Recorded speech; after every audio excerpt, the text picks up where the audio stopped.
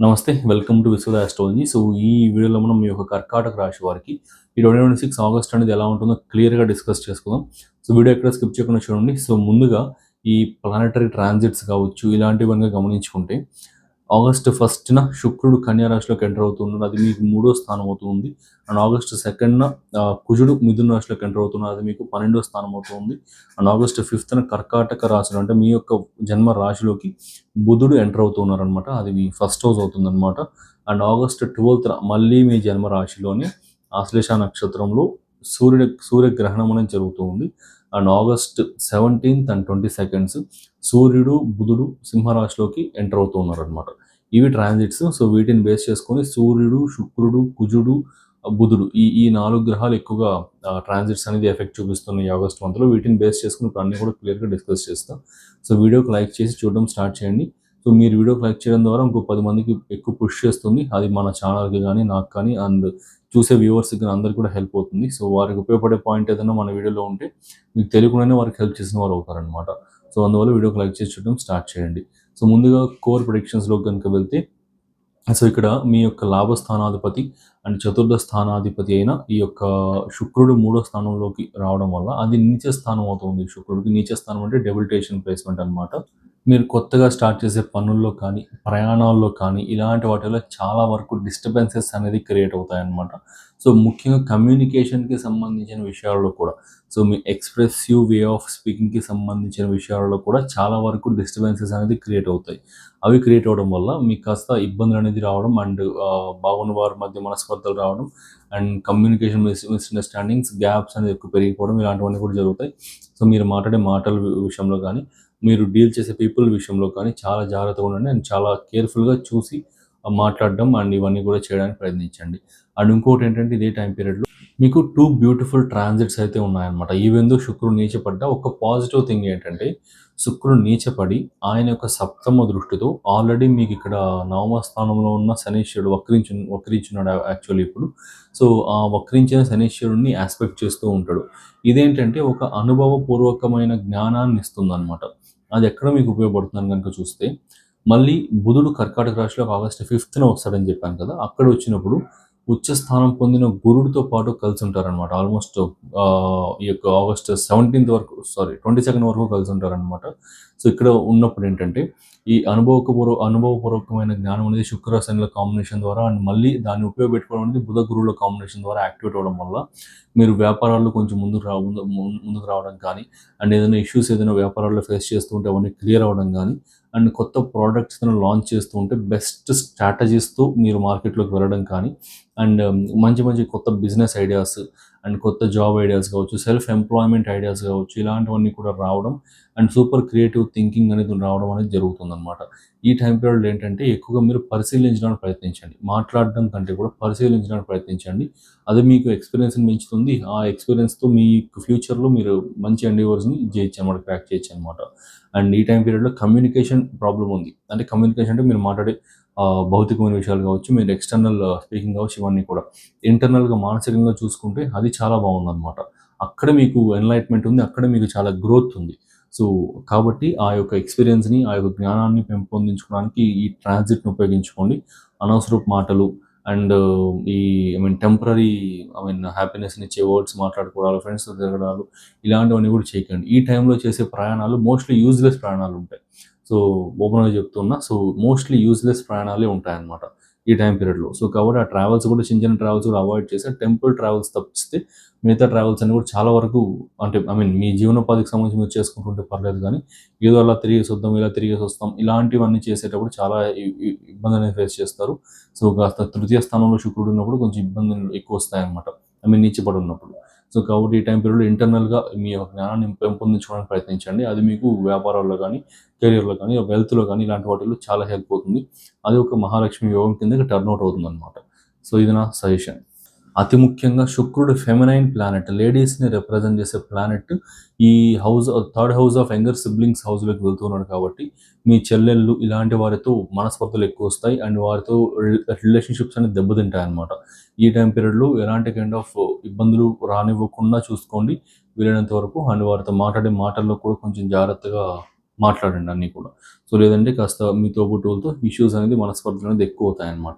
Next ఇంకా August 2న కుజుడు కూడా వితిన్ 1 డేలోనే కుజుడు కూడా గోచార సంచారం మీ 12వ ఇంట్లోకి వచ్చేస్తుంటాడనమాట మిథున రాశిలోకి. మీ కర్కాటక రాశి వారికి కుజుడు యోగకారక గ్రహం అవుతారు. సో ఈ యోగకారకుడైన కుజుడు మీకు వ్యయ స్థానంలోకి రావడం వల్ల foreign travels, foreign trips and ఇంకా ఫారిన్ ఎడ్యుకేషన్‌కి సంబంధించిన విషయాలలో గానీ అండ్ మీ పంచమాధిపతి అవుతున్నాడు కాబట్టి ఎనీ కైండ్ ఆఫ్ క్రియేటివ్ ఫీల్డ్స్‌లో ఎంటర్ అవ్వడానికి, ఏదన్నా కొత్త కోర్సెస్ నేర్చుకోవడానికి అండ్ ఎడ్యుకేషన్ కోసం మీరు ఫారిన్ ట్రావెల్స్ చేయడానికి, ఇలాంటి వాటికి ఏదైనా ప్రయత్నాలు చేస్తూ ఉంటే చాలా హెల్ప్ చేస్తాడు.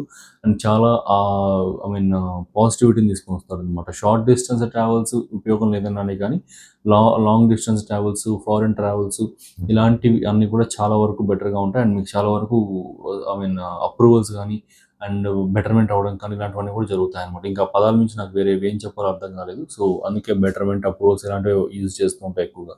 సో, ఇదొకటి.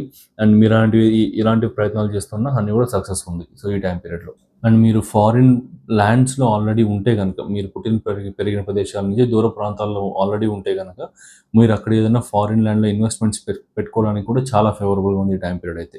నెక్స్ట్ ఇంకా ఒక చిన్న నెగెటివ్ పాయింట్ గనుక చూసుకుంటే, కుజుడు వ్యయ స్థానం నుంచి సప్తమ దృష్టితో 6వ స్థానాన్ని హౌస్ ఆఫ్ హెల్త్‌ని చూస్తూ ఉన్నాడు కాబట్టి, ఇక్కడ కుజుడు వేడిని సూచించే ప్లానెట్ కాబట్టి బాడీలో పిత్తంకి సంబంధించి అంటే వేడికి సంబంధించి కాస్త ఎక్కువ ఇష్యూస్ అనేది ఫేస్ చేస్తున్నారు. లైక్ ఇన్‌ఫ్లమేషన్స్, వాపులు అనేది ఎక్కువ రావడం అండ్ హీట్ అనేది ఎక్కువ రావడం, స్టొమక్ బర్న్స్ అనేది ఎక్కువ అవ్వడం ఇలాంటివన్నీ కూడా ఉంటాయి. ఈ టైం పీరియడ్‌లో వీలైనంత వరకు సాత్విక ఆహారాలను ఎక్కువగా తీసుకోండి. And too much of non veg ఇలాంటివి కూడా కన్స్యూమ్ చేయకుండా ఉంటే మంచిది. చేయకుండా ఉండడానికి ప్రయత్నించండి. ఎక్కువగా సాత్విక ఆహారాలు తీసుకోండి సరిపోతుంది. అండ్ ఇంకొకటి కూడా మీ సప్తమ స్థానాన్ని కూడా కుజుడు అష్టమ దృష్టితో చూస్తాడు. ఇక్కడ రిలేషన్‌షిప్స్‌లో స్టబార్న్నెస్ వస్తుందనమాట. సో, కుజుడు మీకు ఎంత యోగకారకుడు అయినప్పటికీ కూడా ఆయన యొక్క న్యాచురల్ కారకత్వం ఏంటి? ఆయన ఒక సైన్యాధ్యక్షుడు అంటే ఒక స్టబార్న్ ప్లానెట్, ఒక మొండితనంగా ఉండే ప్లానెట్. అండ్ ఈ యొక్క రొమాంటిక్ లైఫ్ కావచ్చు, లవ్ లైఫ్ కావచ్చు ఇలాంటి వాటికి ఎక్కువ ప్రాధాన్యత ఇవ్వకుండా ఉండే ప్లానెట్ అనమాట. సో, ఆయన అష్టమ దృష్టికి ట్రాన్స్‌ఫర్మేటివ్ దృష్టి సప్తమ స్థానం పైన ఉన్నప్పుడు సో, కాస్త రిలేషన్‌షిప్స్‌లో గ్యాప్స్ రావడం, రిలేషన్‌షిప్స్‌లో ఇబ్బందులు రావడం అండ్ ఇష్యూస్ అనేది ఫేస్ చేయడం ఇలాంటివన్నీ కూడా ఎక్కువ ఉంటుంది.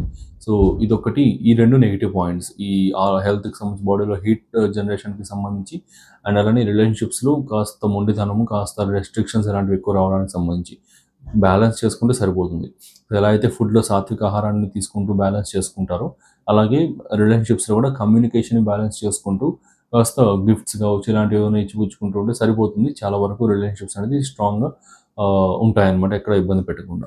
నెక్స్ట్ ఇంకా ఆగస్ట్ 12న సూర్యగ్రహణం అనేది మీ యొక్క జన్మ రాశిలో ఆశ్లేష నక్షత్రంలో తృతీయ వ్యయాధిపతి అయిన బుధుడి నక్షత్రంలో జరగడం వల్ల అది కూడా సంపూర్ణ సూర్యగ్రహణం జరుగుతుంది. సో, ఈ టైం పీరియడ్‌లో మీరు ఎలాంటి కైండ్ ఆఫ్ సర్జరీస్‌కి కావచ్చు అండ్ కాస్మెటిక్ ప్రొడక్ట్స్‌కి గానీ, కాస్మెటిక్ సర్జరీస్‌కి గానీ ఇలాంటి వాటికి ఏది కూడా ప్రయత్నించకండి. ఇలాంటివి ఏవి చేసినా వికటించే అవకాశాలు ఎక్కువగా ఉన్నాయి.